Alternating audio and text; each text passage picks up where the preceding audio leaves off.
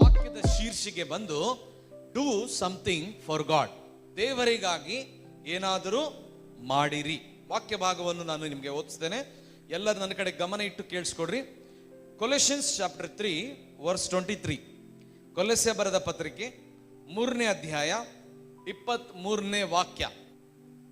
ನೀವು ಯಾವುದನ್ನು ಮಾಡಿದರೂ ಅದನ್ನು ಮನುಷ್ಯರಿಗೋಸ್ಕರವೆಂದು ಮಾಡದೆ ಕರ್ತನಿಗೋಸ್ಕರವೇ ಎಂದು ಹೃದಯಪೂರ್ವಕವಾಗಿ ಮಾಡಿರಿ.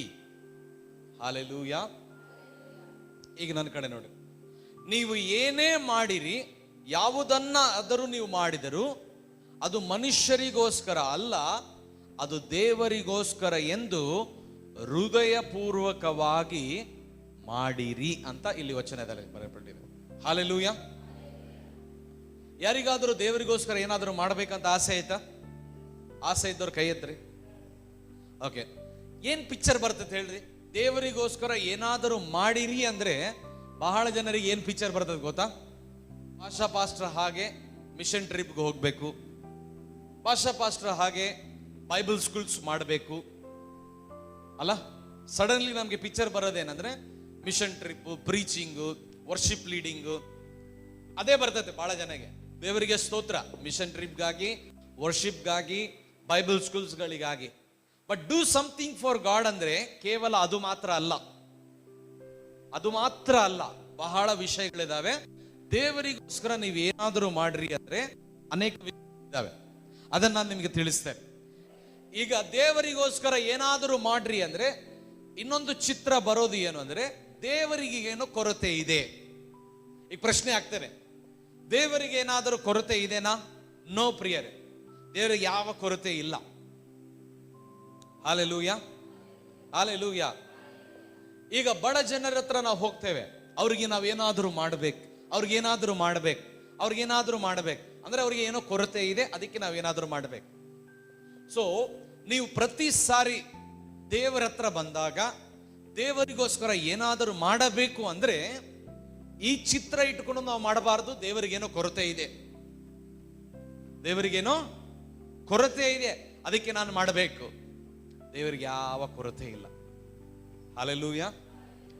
ಬೈಬಲ್ ಹೇಳ್ತತೆ, ಅಪೊಸ್ತಲ ಕೃತ್ಯಗಳು 17ನೇ ಅಧ್ಯಾಯ 24ರಿಂದ ನಾವು ಓದೋಣ. ಜಗತ್ತನ್ನು ಅದರಲ್ಲಿರುವ ಎಲ್ಲವುಗಳನ್ನು ಉಂಟು ಮಾಡಿದ ದೇವರು ಭೂಮಿ ಆಕಾಶಗಳ ಒಡೆಯನಾಗಿರುವುದರಿಂದ ಕೈಯಿಂದ ಕಟ್ಟಿರುವ ಗುಡಿಗಳಲ್ಲಿ ವಾಸ ಮಾಡುವಾತನಲ್ಲ.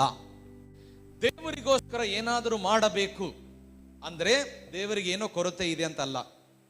ಇಲ್ಲಿ ಏನ್ ಬರೆಯಲ್ಪಟ್ಟಿದೆ ಅಂದ್ರೆ ಜಗತ್ತನ್ನು ಉಂಟು ಮಾಡಿದ ದೇವರು, ಭೂಮಿ ಆಕಾಶಗಳನ್ನು ಸೃಷ್ಟಿಸಿದಂತ ದೇವರು ಮನುಷ್ಯನು ಕಟ್ಟಿದಂತ ಗುಡಿಯಲ್ಲಿ ವಾಸ ಮಾಡುವುದಿಲ್ಲ. ಅಂದ್ರೆ ಮನುಷ್ಯನು ಮಾಡುವಂತ ವಸ್ತುಗಳಲ್ಲಿ ದೇವರು ಇರುವ ಹಾಗೆ ಆತನು ಅಷ್ಟು ಕೊರತೆ ಉಳ್ಳವನು ಅಲ್ಲ ಅಂತ ವಚನ ಹೇಳ್ತಾರೆ. ಹಲ್ಲೆಲೂಯಾ. ಈಗ 25ನೇ ವಚನವನ್ನು ನಾವು ಅರ್ಥ ಮಾಡಿಕೊಳ್ಳೋಣ. ಇಲ್ಲವೇ ತಾನೇ ಎಲ್ಲರಿಗೆ ಜೀವವನ್ನು, ಶ್ವಾಸವನ್ನು, ಎಲ್ಲವನ್ನು ಕೊಡುವಾತನಾಗಿರಲ್ಲ, ಕೊರತೆ ಮನುಷ್ಯರ ಕೈಗಳಿಂದ ಸೇವೆ ಹೊಂದುವಾತನು ಅಲ್ಲ. ಹಲ್ಲೆಲೂಯಾ. ಈ ವಚನದಿಂದ ನಾವೇನ್ ಅರ್ಥ ಮಾಡ್ಕೋಬಹುದಂದ್ರೆ ದೇವರು ಎಷ್ಟು ದೊಡ್ಡವನು ಅಂತ ಅರ್ಥ ಮಾಡ್ಕೋಬಹುದು. ಹೇಳ್ರಿ, ನಮ್ಮ ದೇವರು ದೊಡ್ಡ ದೇವರು. ಈ ದೊಡ್ಡ ದೇವರಿಗೆ ನಾವು ಚಿಕ್ಕ ಕೈಗಳಿಂದ ಗುಡಿಯನ್ನು ಕಟ್ಟುವುದಾದರೆ ಆ ಗುಡಿಯಲ್ಲಿ ಆತನು ವಾಸ ಮಾಡ್ತಾನ? ವಾಸ ಮಾಡುವುದಿಲ್ಲ ಪ್ರಿಯರೇ. ಅಷ್ಟು ದೊಡ್ಡ ದೇವರು ಆತನು. ಅದು ಮಾತ್ರ ಅಲ್ಲ, 25ನೇ ವಚನದಲ್ಲಿ ನಾವು ನೋಡುವುದಾದರೆ ಆತನು ಯಾರ ಕೈಗಳಿಂದ ಸೇವೆ ಮಾಡಿಸಿಕೊಳ್ಳುವುದಿಲ್ಲ, ಮಾಡಿಸಿಕೊಳ್ಳುವುದಕ್ಕೆ ಆತನಿಗೆ ಕೊರತೆನೇ ಇಲ್ಲ.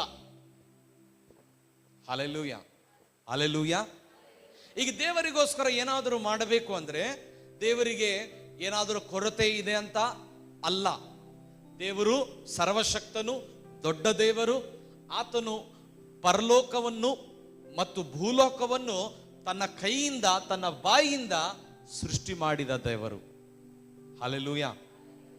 ಹೇಳ್ರಿ, ದೇವರಿಗೆ ಕೊರತೆನೇ ಇಲ್ಲ. ದೇವರಿಗೆ ಕೊರತೆನೇ ಇಲ್ಲ. ಬಟ್ ಯಾಕೆ ನಾವು ದೇವರಿಗೋಸ್ಕರ ಏನಾದರೂ ಮಾಡಬೇಕು? ದೇವರಿಗೋಸ್ಕರ ಏನಾದರೂ ಮಾಡಬೇಕು. ಹಲ್ಲೆಲೂಯಾ. ಅದನ್ನು ನಾವು ಅರ್ಥ ಮಾಡಿಕೊಳ್ಳೋಣ ಪ್ರಿಯರೇ.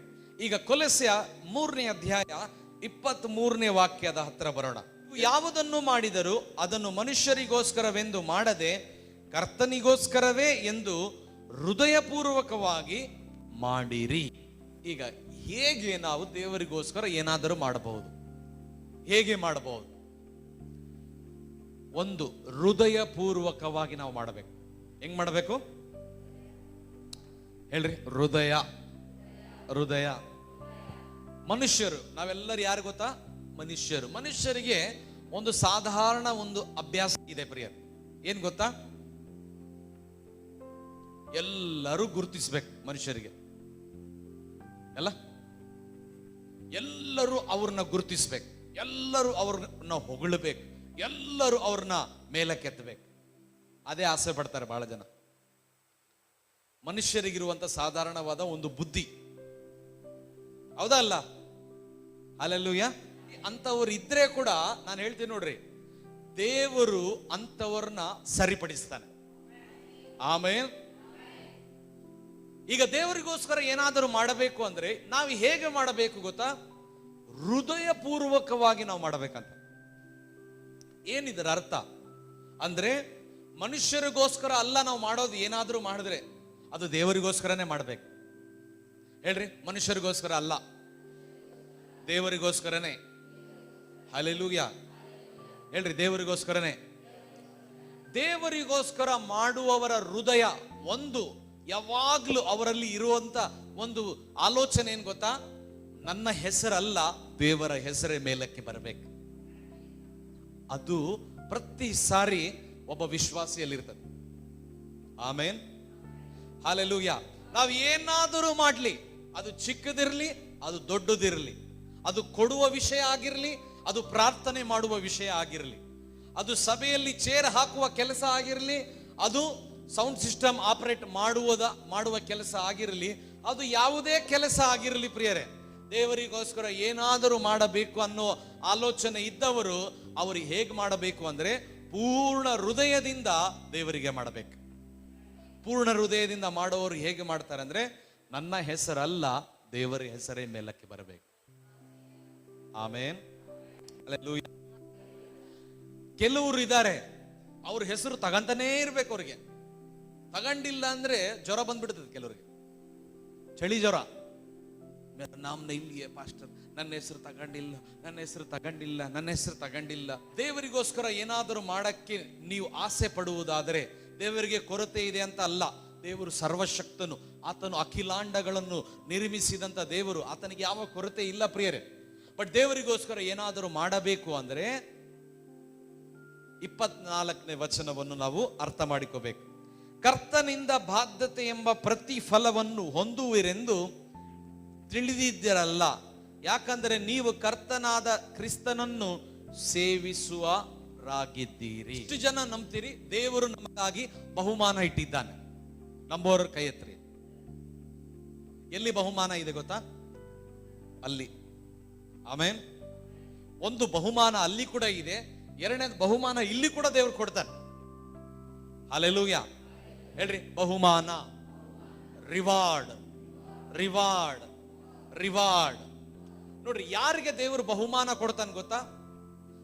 ಯಾರು ಆತನಿಗೋಸ್ಕರ ಏನಾದರೂ ಮಾಡಬೇಕು, ಆತನಿಗೋಸ್ಕರ ಜೀವಿಸಬೇಕು, ಆತನಿಗೋಸ್ಕರ ಏನಾದರೂ ಈ ಲೋಕದಲ್ಲಿ ಮಾಡಬೇಕು ಅನ್ನೋರಿಗೆ ದೇವರು ಬಹುಮಾನ ಇಟ್ಟಿದ್ದಾನೆ ಪರಲೋಕದಲ್ಲಿ. ಆಮೇನ್. ಬಟ್ ಕೆಲವರು ಆ ಬಹುಮಾನವನ್ನು ಹೊಂದಿಕೊಳ್ಳಲ್ಲ. ಯಾಕೆ ಅಂದ್ರೆ ಇಲ್ಲೇ ಅವರಿಗೆ ಬಹುಮಾನ ಸಿಗ್ಬೇಕಂತ, ಜನರ ಮುಂದೆ ಅವರ ಹೆಸರು ಮೇಲಕ್ಕೆ ಬರಬೇಕಂತ ದೇವರು ಇಟ್ಟಿರುವಂತ ನಿತ್ಯವಾದಂತ ಬಹುಮಾನವನ್ನು ಅವರು ಕಳೆದುಕೊಳ್ತಾರೆ. ಹಲ್ಲೆಲೂಯಾ. ಬೈಬಲ್ ಹೇಳ್ತದೆ, ಈ ಕೈಯಿಂದ ಕೊಟ್ರೆ ಈ ಕೈ ಗೊತ್ತಾಗಬಾರದಂತ. ಬಟ್ ಮನುಷ್ಯನಿಗಿರುವಂತ ಒಂದು ಸಾಧಾರಣ ವಂಕು ಬುದ್ಧಿ ಏನು ಅಂದ್ರೆ, ನಾನು ಕೊಟ್ರೆ ಎಲ್ಲರಿಗೆ ಗೊತ್ತಾಗ್ಬೇಕು. ಹೌದಾ ಅಲ್ಲ? ಇದು ವಂಕು ಬುದ್ಧಿ ಮನುಷ್ಯನಿಗಿರುವುದು. ಬಹುಶಃ ನಾಳೆ ದಿವಸ ನಾನು ಸ್ಯಾಮ್ಸನ್ ಹೆಸರು ಹೇಳೋದು ಮರ್ತು ಹೋಗ್ಬಿಡ್ಬೋದು. ಇದರ ಅರ್ಥ ಸ್ಯಾಮ್ಸನ್ ದುಃಖ ಪಡಬೇಕಾ? ಹಲ್ಲೆಲೂಯಾ. ಯಾವಾಗ ಒಬ್ಬ ವ್ಯಕ್ತಿಗೆ ನಾನು ದೇವರಿಗೋಸ್ಕರ ಬದುಕಬೇಕು, ದೇವರಿಗೋಸ್ಕರ ಏನಾದರೂ ಮಾಡಬೇಕು ಅನ್ನೋ ಆಲೋಚನೆ ಯಾವಾಗ ಇರ್ತದೋ ಆ ವ್ಯಕ್ತಿ ಹೆಸರು, ಪೊಸಿಷನ್, ರಿವಾರ್ಡ್ಸ್ ಇಲ್ಲಿ ಬಯಸುವುದಿಲ್ಲ. ಆಮೇನ್, ಹಲ್ಲೆಲೂಯಾ, ಆಮೇನ್. ನೀವು ಏನೇ ಮಾಡ್ರಿ ಹೃದಯಪೂರ್ವಕವಾಗಿ ಮನುಷ್ಯರಿಗೋಸ್ಕರ ಅಲ್ಲ, ಅದು ದೇವರಿಗೋಸ್ಕರ ಮಾಡಬೇಕು. ಆಮೇನ್, ಹಲ್ಲೆಲೂಯಾ. ಸಭೆ ದೇವರು ನಮಗೆ ಕೊಟ್ಟಿದ್ದಾನೆ ಪ್ರಿಯರೇ. ಈ ಸಭೆ ಒಂದು ಧಾರ್ಮಿಕವಾದ ಸ್ಥಳ ಇರಬಾರದು, ಒಂದು ಆತ್ಮಿಕವಾದ ಸ್ಥಳ ಇರಬೇಕು. ನೀವು ಯಾರೇ ಇರಲಿ ಪ್ರಿಯರೇ, ನೋಡ್ರಿ, ಮನೆ, ಕೆಲಸ ಇವೆಲ್ಲ ನಮ್ಮ ಜೀವಿತದಲ್ಲಿ ಒಂದು ಭಾಗ. ದುಡಿಯೋದು, ಮನೆ ನೋಡಿಕೊಳ್ಳೋದು ಇದೊಂದು ಭಾಗ. ಅದರ ಜೊತೆಯಲ್ಲಿ ದೇವರು ನಮಗೆ ಸಭೆಯನ್ನು ಕೊಟ್ಟಿದ್ದಾನೆ ಮತ್ತು ದೇವರು ನಮಗೆ ಒಂದು ಸೇವೆಯನ್ನು ಕೊಟ್ಟಿದ್ದಾನೆ ಈ ಲೋಕದಲ್ಲಿ. ಆಮೇನ್. ಅದನ್ನು ನಾವು ಮಾಡ್ತಾ ಇರುವಾಗ ಹೇಗೆ ಮಾಡಬೇಕು ಗೊತ್ತಾ? ಹೃದಯಪೂರ್ವಕವಾಗಿ ಮಾಡಬೇಕು. ಹಲ್ಲೆಲೂಯಾ, ಆಮೇನ್, ಹಲ್ಲೆಲೂಯಾ. ಅದು ಯಾವುದೇ ಕೆಲಸ ಪ್ರಿಯರೇ. ನಾಳೆ ದಿವಸ ನಿಮಗೆ ನಾವು ಒಂದು ಪ್ರೇಯರ್ ಸೆಲ್ ಕೊಡ್ತೇವೆ, ಒಂದು ಮನೆ ಗುಂಪಿನ ಸೆಲ್ ಕೊಡ್ತೇವೆ. ಅದು ಕೂಡ ನೀವು ಹೃದಯಪೂರ್ವಕವಾಗಿ ಮಾಡಬೇಕು. ಸಭೆಯಲ್ಲಿ ನಿಮಗೆ ಯಾವುದೋ ಒಂದು ಚಿಕ್ಕ ಕೆಲಸ ಸಭಾಪಾಲಕರು ಅಥವಾ ನಾನು ಅಥವಾ ನಿಮಗೆ ಯಾರೋ ಒಬ್ರು ಕೊಡ್ತಾರೆ, ಸಭೆಯಲ್ಲಿರುವಂತ ಹಿರಿಯರು. ಅದು ಯಾವುದೇ ಕೆಲಸ ಇರಲಿ, ಅದು ದೇವರಿಗೋಸ್ಕರ ಹೃದಯಪೂರ್ವಕವಾಗಿ ಮಾಡಬೇಕು. ಆಮೇನ್, ಹಲ್ಲೆಲೂಯಾ, ಹಲ್ಲೆಲೂಯಾ. ನೋಡ್ರಿ, ಯಾಕೆ ನಾನು ದೇವರಿಗೋಸ್ಕರ ಏನಾದರೂ ಮಾಡಬೇಕು? ದೇವರಿಗೆ ಏನಾದರೂ ಕೊರತೆ ಇದೇನಾ? ಇಲ್ಲ. ಎಲ್ಲಡ್ರಿ, ಇಲ್ಲ. ಇದೇನಾ? ಇದೇನಾ? ಇಲ್ಲ. ಬಟ್ ಯಾಕೆ ಮಾಡ್ಬೇಕು ದೇವರಿಗೋಸ್ಕರ ಏನಾದರೂ? ದೇವರಿಗೋಸ್ಕರ ಏನಾದರೂ ಮಾಡಬೇಕು ಅಂತ ನೀವು ಯಾಕೆ ಮಾಡಬೇಕು ಅಂದ್ರೆ ಒಂದು ಚಿಕ್ಕ ಉದಾಹರಣೆ ಹೇಳ್ತೇನೆ. ಎಷ್ಟು ಜನ ಫುಟ್ಬಾಲ್ ನೋಡಿದಿರಿ? ಫುಟ್ಬಾಲ್ ಆಡೋದು ಟೀಮ್ ನೋಡಿದಿರಾ? ಫುಟ್ಬಾಲ್ ಆಡೋ ಟೀಮ್ ಅಥವಾ ಕ್ರಿಕೆಟ್. ಈಗ IPL ನಡೀತಾ ಇದೆ. ಸೊ ಫುಟ್ಬಾಲ್ ಕೋಚ್ ಏನ್ ಮಾಡ್ತಾರೆ ಗೊತ್ತಾ? ಆಟಗಾರರಿಗೆ ಏನಂತ ಮೋಟಿವೇಟ್ ಮಾಡ್ತಾನೆ? ಏನಂತ ಮೋಟಿವೇಟ್ ಮಾಡ್ತಾನೆ? ಸಾಧಾರಣವಾಗಿ ಏನಂತ ಮೋಟಿವೇಟ್ ಮಾಡ್ತಾನೆ? ಗೆಲ್ಲುವುದಕ್ಕಾಗಿ ನೀವು ಆಟ ಆಡ್ರಿ ಅಂತ ಹೇಳ್ತಾನ, ಅಥವಾ ನಿಮಗೆ ಒಂದು ಅಲ್ಲಿ ರಿವಾರ್ಡ್ ಇದೆ, ಕಪ್ ಇದೆ, ಆ ಕಪ್ಗಾಗಿ ನೀವು ಆಟ ಆಡ್ರಿ ಅಂತ ಹೇಳ್ತಾನ? ಯಾವುದಕ್ಕಾಗಿ? ಕಪ್ಗಾಗಿ. ರಿವಾರ್ಡ್ ಹೇಳ್ರಿ, ರಿವಾರ್ಡ್, ರಿವಾರ್ಡ್ ಹೇಳ್ರಿ, ಬಹುಮಾನ, ಬಹುಮಾನ. ಹಲ್ಲೆಲೂಯಾ.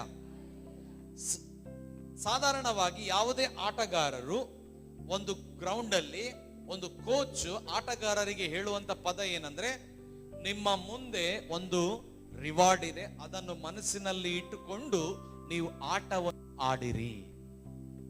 ಹಲ್ಲೆಲೂಯಾ. ಅದೇ ರೀತಿಯಲ್ಲಿ ನಾವು ದೇವರಿಗೋಸ್ಕರ ಏನಾದರೂ ಮಾಡಬೇಕು ಅಂದ್ರೆ, ದೇವರಿಗೆ ಏನೋ ಕೊರತೆ ಇದೆ ಅಂತ ಅಲ್ಲ, ದೇವರಿಂದ ನಾವು ಏನೋ ಹೊಂದಿಕೊಳ್ಳಕ್ಕೆ ನಾವು ದೇವರಿಗೋಸ್ಕರ ಏನಾದರೂ ಮಾಡಬೇಕು. ಆಮೇನ್, ಹಲ್ಲೆಲೂಯಾ. ಒಂದು ನಿತ್ಯ ಬಹುಮಾನ ನಿಮ್ಮೆಲ್ಲರಿಗಿದೆ ಪ್ರಿಯರೇ, ನನಗೆ ನಿಮಗಿದೆ. ಮನುಷ್ಯರು ಗ್ರಹಿಸದೇ ಇರಬಹುದು. ನೋಡ್ರಿ, ಮನುಷ್ಯರು ನಮ್ಮನ್ನು ಗುರುತಿಸುವುದಿಲ್ಲ ಬಹಳ ಸಾರಿ. ಆದ್ರೆ ನನ್ನನ್ನು ಗುರುತಿಸಬೇಕು, ನನ್ನನ್ನು ಗುರುತಿಸಬೇಕು, ನನ್ನನ್ನು ನೋಡ್ಬೇಕು, ನನ್ನ ಹೆಸರು ಹೇಳಬೇಕು. ನೋಡ್ರಿ, ಆಟಗಾರರು 11 ಜನ ಗ್ರೌಂಡ್ ಅಲ್ಲಿ ಇರ್ತಾರೆ. ಅವ್ರದ್ದು ಒಂದೇ ಒಂದು ಲಕ್ಷ್ಯ ಇರ್ತದೆ, ಒಂದೇ ಒಂದು ಗುರಿ ಇರ್ತದೆ. ಅದು ಏನಂದ್ರೆ ಗೆಲ್ಲಬೇಕು, ಆ ರಿವಾರ್ಡ್ ಹೊಂದಿಕೋಬೇಕು, ಆ ಕಪ್ಪು ಹೊಂದಿಕೊಳ್ಳಬೇಕು. ಆ ಮನಸ್ಸಿನಿಂದ ನಾವು ದೇವರಿಗೋಸ್ಕರ ಏನಾದರೂ ಮಾಡಬೇಕು ಈ ಲೋಕದಲ್ಲಿ. Amen, hallelujah, hallelujah. ಹೇಳ್ರಿ, ದೇವರಿಗೋಸ್ಕರ ಏನಾದರೂ ಮಾಡಬೇಕು. ಹೇಳ್ರಿ, ದೇವರಿಗೋಸ್ಕರ ಏನಾದರೂ ಮಾಡಬೇಕು. ಆಮೇನ್. ನೀವು ಆತ್ಮಗಳನ್ನು ಗೆಲ್ಲಬೇಕು ಪ್ರಿಯರು. ಯಾರಿಗೋಸ್ಕರ ಗೆಲ್ಲಬೇಕು? ದೇವರಿಗೋಸ್ಕರ. ಎಷ್ಟು ಜನ ಸುವಾರ್ತೆ ಹೇಳ್ತೀರಿ ಬೇರೆಯವ್ರಿಗೆ? ಸುವಾರ್ತೆ ಹೇಳಿದಿರಾ? ಹೇಳ್ಬೇಕು. ನೀವು ಸಭೆಗೆ ಬರ್ತಾ ಇರುವಾಗ ಇವತ್ತು ಯಾರಾದರೂ ಬಂದಿಲ್ಲ ಅಂದ್ರೆ ಅವರಿಗೆ ನೀವು ಫೋನ್ ಮಾಡಿ ಹೇಳ್ಬೇಕು, ಯಾಕೆ ನೀವು ಇವತ್ತು ಬಂದಿಲ್ಲ? ಯಾರಿಗೋಸ್ಕರ ಮಾಡಬೇಕು? ದೇವರಿಗೋಸ್ಕರ ಮಾಡಬೇಕು. ಹಲ್ಲೆಲೂಯಾ. ಬಟ್ ಸಭೆಯಲ್ಲಿ ದುಃಖಕರವಾದ ಸಂಗತಿ ಏನ್ ಗೊತ್ತಾ? ಎಲ್ಲ ಪಾಸ್ಟರ್ ನೀವೇ ಮಾಡ್ರಿ ಪಾಸ್ಟರ್, ನಾವು ಬಿಸಿ ಪಾಸ್ಟರ್, ನಮ್ಗೆ ಟೈಮ್ ಇಲ್ಲ ಪಾಸ್ಟರ್, ಇದೆಲ್ಲ ನಿಮ್ ಕೆಲಸ ಪಾಸ್ಟರ್. ಪ್ರಿಯರೇ, ನಮಗೆ ಒಂದು ಗುರಿ ಇದೆ, ನಮಗೆ ಒಂದು ಬಹುಮಾನ ಇದೆ. ಆ ಬಹುಮಾನವನ್ನು ಗುರಿ ಇಟ್ಕೊಂಡು, ಆ ಬಹುಮಾನವನ್ನು ನಮ್ಮ ಮನಸ್ಸಿನಲ್ಲಿ ಇಟ್ಕೊಂಡು ನಾವು ಈ ಭೂಲೋಕದಲ್ಲಿ ದೇವರಿಗೋಸ್ಕರ ಏನೋ ಒಂದು ಮಾಡಬೇಕು. ಹೇಳ್ರಿ, ದೇವರಿಗೋಸ್ಕರ ಏನಾದ್ರೂ ಮಾಡಬೇಕು. ಯಾಕೆ ನೀನು ವಿದ್ಯಾಭ್ಯಾಸ ಓದಬೇಕು? ದೇವರಿಗೋಸ್ಕರ ಮಾಡಬೇಕು ನೀನು. ಆಮೇನ್, ಹಲ್ಲೆಲೂಯಾ. ಯಾಕೆ ನೀನು ಉದ್ಯೋಗ ಮಾಡಬೇಕು? ದೇವರಿಗೋಸ್ಕರನೇ ಮಾಡಬೇಕು. ಅವಾಗ ನಿನಗೆ ದೇವರು ಇಟ್ಟಿರುವಂತ ಬಹುಮಾನ ನೀನು ಹೊಂದಿಕೊಳ್ಳಕ್ಕೆ ಸಾಧ್ಯ. ಹಲ್ಲೆಲೂಯಾ. ಹೇಳ್ರಿ, ಬಹುಮಾನ ನನಗಿದೆ, ಬಹುಮಾನ ನನಗಿದೆ, ಬಹುಮಾನ ನನಗಿದೆ. ಹಲ್ಲೆಲೂಯಾ. ಸಿದ್ಧರಾಗಿದ್ದೀರಾ ಮಾಡಕ್ಕೆ? ಸಿದ್ಧರಾದವರು ಹಲ್ಲೆಲೂಯಾ ಅಂತ ಹೇಳ್ರಿ. Praise the lord. ದೇವರಿಗೋಸ್ಕರ ಏನಾದರೂ ಮಾಡು, ಇದರ ಅರ್ಥ ಏನು ಅಂದ್ರೆ ನೀವು ಏನೋ ಹೊಂದಿಕೊಳ್ಳಕ್ಕೆ ಇದ್ದೀರಿ. ಬಹುಮಾನ, ಬಹುಮಾನ. Hallelujah, hallelujah. ಒಂದು ದಿನ ಯೇಸು ಸ್ವಾಮಿ ಶಿಷ್ಯರು, ಇದನ್ನು ಹೇಳಿ ನಾನು ಮುಗಿಸ್ತೇನೆ. ಯೇಸು ಸ್ವಾಮಿಯ ಶಿಷ್ಯರು 12 ಮಂದಿ ಶಿಷ್ಯರು ಯೇಸು ಸ್ವಾಮಿ ಜೊತೆ ಬಂದು ಕೇಳ್ತಾರೆ, ಯೇಸುವೆ, ನಿನಗೋಸ್ಕರ ನನ್ನ ಮನೆ ಬಿಟ್ಟಿದ್ದೇನೆ, ನಿನಗೋಸ್ಕರ ನಾನು ಕೆಲಸ ಬಿಟ್ಟಿದ್ದೇನೆ, ನಿನಗೋಸ್ಕರ ನಾನು ಇದನ್ನು ಬಿಟ್ಟಿದ್ದೇನೆ, ನಿನಗೋಸ್ಕರ ನಾನು ಅದನ್ನು ಬಿಟ್ಟಿದ್ದೇನೆ, ನನಗೇನು ಲಾಭ ಅಂತ ಕೇಳ್ತಾರೆ ಶಿಷ್ಯರು ಯೇಸು ಸ್ವಾಮಿಗೆ. ಹಲ್ಲೆಲೂಯಾ. ನಿನಗೋಸ್ಕರ ಅವಮಾನ ಪಟ್ಟಿದ್ದೇನೆ, ನಿನಗೋಸ್ಕರ ಎಲ್ಲ ಬಿಟ್ಟು ನಿನ್ನನ್ನು ಹಿಂಬಾಲಿಸ್ತಾ ಇದ್ದೇನೆ, ನನಗೇನು ಲಾಭ? ಹಲ್ಲೆಲೂಯಾ. ಅವಾಗ ಯೇಸು ಸ್ವಾಮಿ ಹೇಳುವಂತ ಮಾತೇನು ಗೊತ್ತಾ? ನಿಮಗೆ ಒಂದು ಬಹುಮಾನ ಸಿದ್ಧವಾಗಿದೆ, ಆ ಬಹುಮಾನಕ್ಕೋಸ್ಕರ ನೀವು ನನ್ನನ್ನು ಹಿಂಬಾಲಿಸಿರಿ. Amen, hallelujah, hallelujah. ಹೇಳ್ರಿ, ಏನಾದರೂ ಮಾಡ್ರಿ, ದೇವರಿಗಾಗಿ ಮಾಡ್ರಿ. ಹೇಳ್ರಿ, ಏನಾದರೂ ಮಾಡು, ದೇವರಿಗೋಸ್ಕರ ಮಾಡು. ಹಲ್ಲೆಲೂಯಾ. ನಮ್ಮ ಸಭೆಯಲ್ಲಿ ಒಂದು ಪರಿವರ್ತನೆ ಆಗಬೇಕು ಅಂದ್ರೆ ಪ್ರಿಯರೇ, ನಾವು ಏನಾದರೂ ಮಾಡಬೇಕು. ಆಮೇನ್. ಹೇಳ್ರಿ, ಏನಾದರೂ ಮಾಡೋಣ, ಏನಾದರೂ ಮಾಡೋಣ. ಏನ್ ಮಾಡಬಹುದು ದೇವರಿಗೋಸ್ಕರ? ಒಂದು ಪಟ್ಟಿ ಹೇಳ್ತೇನೆ ನಾನು, ಕೇಳಿಸ್ಕೊಡ್ರಿ. ದೇವರಿಗೋಸ್ಕರ ಏನಾದರೂ ಮಾಡಬಹುದು. ಏನು ಮಾಡಬಹುದು? ಒಬ್ಬರಿಗೆ ಸುವಾರ್ತೆ ಹೇಳ್ಬೋದು, ಮಾಡಬಹುದಾ? ಮಾಡಬಹುದಾ? ಸಭೆಗೆ ಕೆಲವ್ರನ್ನ ತರಬಹುದಾ? ಹಲ್ಲೆಲೂಯಾ. ಪಾಸ್ಟರ್ ವಾಕ್ಯ ಹೇಳ್ತಾ ಇರ್ತಾರೆ, ನೀರು ಖಾಲಿಯಾಗಿರ್ತದೆ, ಆ ನೀರು ತುಂಬಿಸಿ ಅಲ್ಲಿ ಇಡಬಹುದಾ? ಇಲ್ಲ. ಹಲ್ಲೆಲೂಯಾ. ಏನಾದರೂ ಮಾಡಬೇಕಂದ್ರೆ ಕಸ ಬಾರಿಸಬಹುದಾ? ಸಭೆಯಲ್ಲಿ ಮಾಡಬಹುದಾ? ಇಲ್ಲ. ಮಾಡಬಹುದು ಪ್ರಿಯರೇ. ಯಾಕಂದ್ರೆ ನನ್ನ ಸೇವೆ ಪ್ರಾರಂಭ ಆಗಿದ್ದು ಚಿಕ್ಕ ಕೆಲಸದಿಂದ ಪ್ರಿಯರೇ. ಹಲ್ಲೆಲೂಯಾ. ಒಂದು ವಿಷಯ ನಿಮ್ಮಲ್ಲಿ ಇರಬೇಕು ಪ್ರಿಯರೇ, ಯಾವಾಗಲೂ ನನ್ನಲ್ಲಿ ಇರಬೇಕು.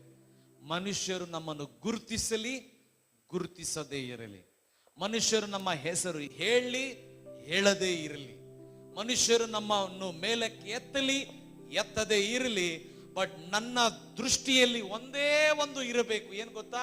ಆ ಬಹುಮಾನ ನನ್ನ ಮನಸ್ಸಿನಲ್ಲಿ ಇಟ್ಟುಕೊಂಡು ನಾನು ದೇವರಿಗೋಸ್ಕರ ಏನೋ ಈ ಲೋಕದಲ್ಲಿ ಮಾಡಬೇಕು.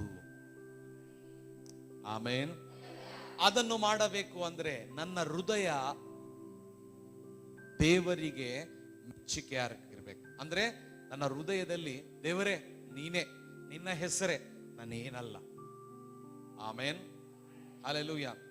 ಬಟ್ ಕೆಲವರು ಇದ್ದಾರೆ ಬಿಡ್ರಿ, ಅವ್ರು ಏನೋ ಒಂದು ಚಿಕ್ಕದು ಮಾಡ್ತಾರೆ, ಎಲ್ಲದರಲ್ಲಿ ಹೈಲೈಟ್ ಆಗ್ಬೇಕು, ಅವರೇ ಕಾಣಬೇಕೆಲ್ಲ ಕಡೆ. ಹಲ್ಲೆಲೂಯಾ. ಅಂತವ್ರಿಗೆ ರಿವಾರ್ಡ್ ಇಲ್ಲ ಪರಲೋಕದಲ್ಲಿ. ಅವ್ರು ಇಲ್ಲೇ ರಿವಾರ್ಡ್ ಹೊಂದ್ಬಿಟ್ರು. ಇಲ್ಲಿ ಯಾರು ರಿವಾರ್ಡ್ ಹೊಂದಬೇಕೋ ಅಲ್ಲಿ ರಿವಾರ್ಡ್ ಇಲ್ಲ, ಅಲ್ಲಿ ಯಾರು ರಿವಾರ್ಡ್ ಹೊಂದಬೇಕೋ ಇಲ್ಲಿ ರಿವಾರ್ಡ್ ಇಲ್ಲ. ಆಮೇನ್. ಎಷ್ಟು ಕಷ್ಟ ಅಲ್ಲ. ದೇವ್ರು ನಮ್ಗೆ ಎಂತ ರೇಸ್ ಅಲ್ಲಿ ಇಟ್ಟನ್ ಗೊತ್ತಾ? ಬದುಕಿದ್ರೆ ನೀನ್ ನನಗಾಗಿ ಬದುಕು, ನಿನಗಾಗಿ ಬದುಕಬೇಡ. ಕೆಲವ್ರು ಹೇಗಿದ್ದಾರೆ ಗೊತ್ತಾ?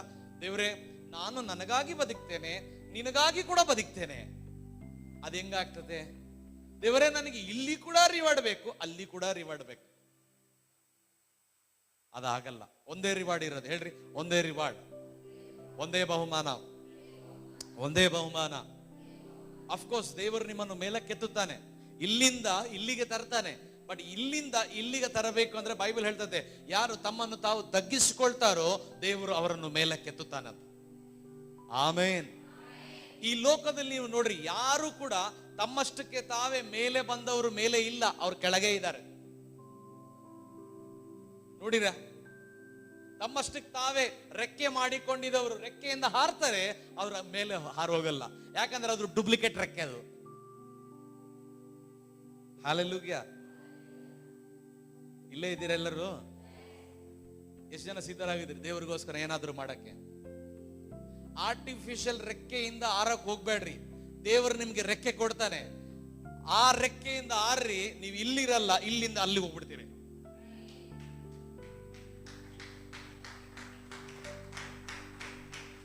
ಆಮೆನ್. ಹಲ್ಲೆಲೂಯಾ.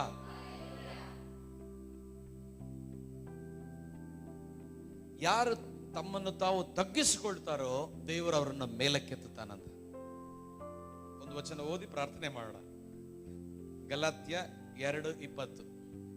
ಕ್ರಿಸ್ತನೊಂದಿಗೆ ಶಿಲುಬೆಗೆ ಹಾಕಿಸಿಕೊಂಡವನಾಗಿದ್ದೇನೆ, ಆದಾಗ್ಯೂ ನಾನು ಜೀವಿಸುತ್ತೇನೆ.